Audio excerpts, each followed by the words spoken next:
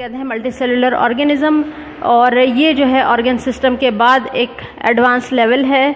अगर हम प्लांट की बात करें तो एक ट्री जो है, ये जैसे मैंगो ट्री है, उसमें बहुत सारे डिफरेंट टाइप्स ऑफ जो है टिश्यूज़ और ऑर्गन की अगर हम बात करें तो पर्टिकुलर ऑर्गन्स तो नहीं होते, लेकिन अगर हम कुछ पर्टिकुलर पॉइंट्स पर बात करें तो हमें ऑर्गन्स भी नज़र आ सकते हैं। जैसे हम फ्लावर की बात करें अगर, तो उसमें हम रिप्रोडक्टिव ऑर्गन्स नज़र आते हैं। तो प्लांट्स में भी ऐसा ही है कि ऑर्गन सिस्टम और सिस्टम्स जो है वो मिलकर जो है एक इंडिविजुअल ट्री फॉर्म करते हैं। स्टूडेंट्स, मल्टी सेलुलर ऑर्गेनिज्म के बाद आते हैं हम इंडिविजुअल्स की डिफरेंशिएशन की तरफ के ऑर्गेनिजम्स एक दूसरे से बायोलॉजिकली कैसे डिफरेंशिएट करते हैं। तो दो डिफरेंट लिविंग ऑर्गेनिज्म की जब हम बात करते हैं तो हम कहते हैं ये दो डिफरेंट स्पीशीज़ हैं।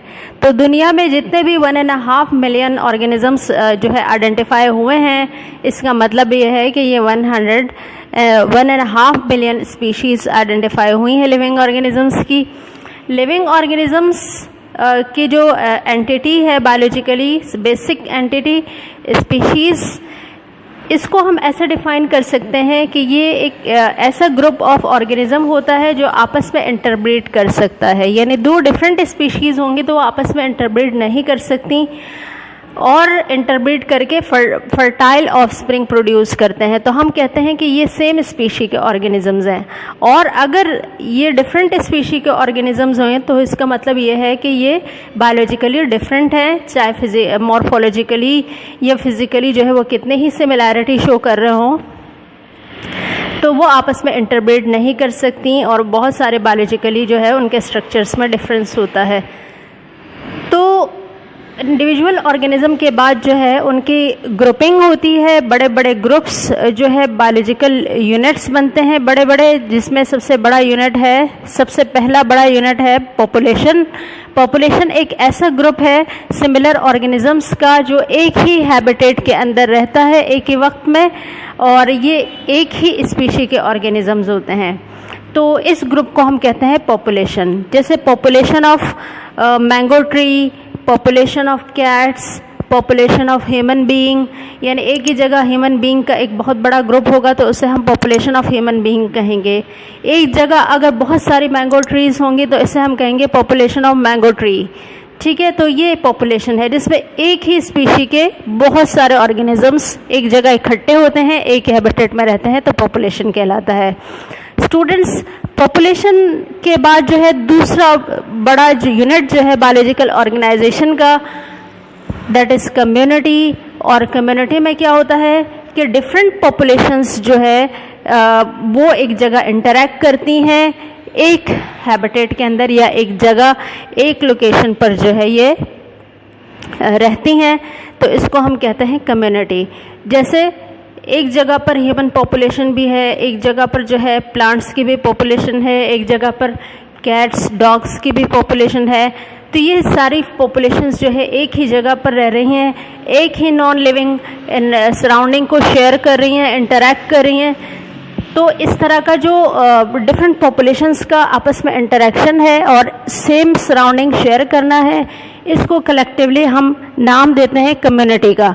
तो ये जो यूनिट कहलाएगा ये कम्युनिटी कहलाएगा। इसके बाद कम्युनिटी के बाद जो दूसरा यूनिट है बायोलॉजिकल ऑर्गेनाइजेशन का, जो कि तकरीबन सबसे बड़ा यूनिट है, कम्युनिटी जब आपस में अपने नॉन लिविंग सराउंडिंग के साथ, तो ये जो है कम्युनिटीज़ जब आपस में इंटरैक्ट करती हैं नॉन लिविंग सराउंडिंग, एक ही नॉन लिविंग सराउंडिंग के अंदर, तो ये इकोसिस्टम बन जाता है। यानी इसमें बायोटिक फैक्टर और एबायोटिक फैक्टर होते हैं। बायोटिक फैक्टर वही प्रोड्यूसर्स, कंज्यूमर्स, और एबायोटिक फैक्टर्स में तमाम एनवायरमेंटल फैक्टर्स आ जाते हैं, जैसे एयर है, वाटर है, टेम्परेचर है, लाइट है। ये सारी चीज़ें जब इकट्ठी इंटरैक्ट करती हैं तो इसको हम कहते हैं इकोसिस्टम। यानी बायोलॉजिकल ऑर्गेनाइजेशन का जो फंक्शनली सबसे बड़ा यूनिट है वो है इकोसिस्टम। इसके बाद है हमारे पास बायोस्फीयर। बायोस्फीयर अर्थ का वो पार्ट है जिस पे लिविंग ऑर्गेनिज्म एग्जिस्ट करते हैं, उसको हम बायोस्फीयर कहते हैं।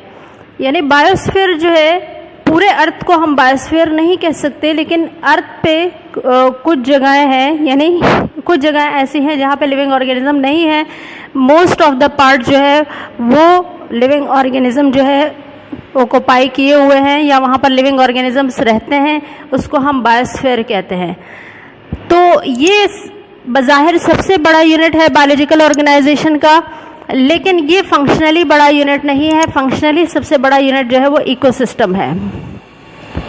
बायोस्फीयर जो है वो अर्थ के जितने भी इकोसिस्टम हैं उन सबको कलेक्टिवली हम बायोस्फीयर कहते हैं, इसको इकोस्फीयर भी कहते हैं। स्टूडेंट्स, ये थे बायोलॉजिकल ऑर्गेनाइजेशन जो कि आपने देखे। हम लोगों ने स्टार्ट किया सब एटॉमिक पार्टिकल्स, फिर एटॉमिक पार्टिकल्स, एटॉमिक पार्टिकल्स जो है या एटम्स जो है वो स्मॉलेस्ट पार्टिकल थे। एलिमेंट्स के एलिमेंट्स कंबाइन हुए तो मॉलिक्यूल्स बने, मॉलिक्यूल्स कंबाइन हुए तो हमारे पास जो है ऑर्गेनेल्स बने, ऑर्गेनेल्स कंबाइन हुए तो हमारे पास सेल बना, और सेल जब बना तो हमारे पास जो है लाइफ वजूद में आ गई।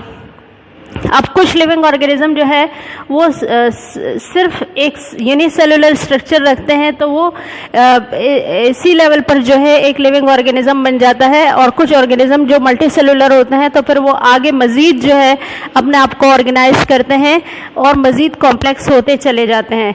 तो तमाम ऑर्गेनिजम्स एक जैसे नहीं होते, किसी की ऑर्गेनाइजेशन कुछ होती है और किसी की कुछ। यूनिसेलुलर के बाद जो है टिश्यू ऑर्गेनाइजेशन आती है, जो मल्टी सेलुलर ऑर्गेनिज्म के अंदर मुख्तलिफ किस्म के ग्रुप्स ऑफ सेल होते हैं जो पर्टिकुलर फंक्शन परफॉर्म करते हैं। उसके बाद टिश्यूज़ ग्रुप करते हैं, ऑर्गन्स बनाते हैं, फिर ऑर्गन्स जब ग्रुप होते हैं और कोऑर्डिनेटेड फंक्शन परफॉर्म करते हैं तो सिस्टम्स बनते हैं, और सिस्टम आपस में कोऑर्डिनेट होते हैं तो मल्टी सेलुलर ऑर्गेनिज्म बन जाता है। यानी हमारे पास एक कॉम्प्लेक्स इंडिविजुअल जो है वो फॉर्म हो जाता है। फिर उसके बाद कॉम्प्लेक्स इंडिविजुअल्स की बहुत सारे डिफरेंट टाइप्स होती हैं जिनको हम आपस में डिफ्रेंशिएट करते हैं और स्पीशीज़ के कहते हैं उनको।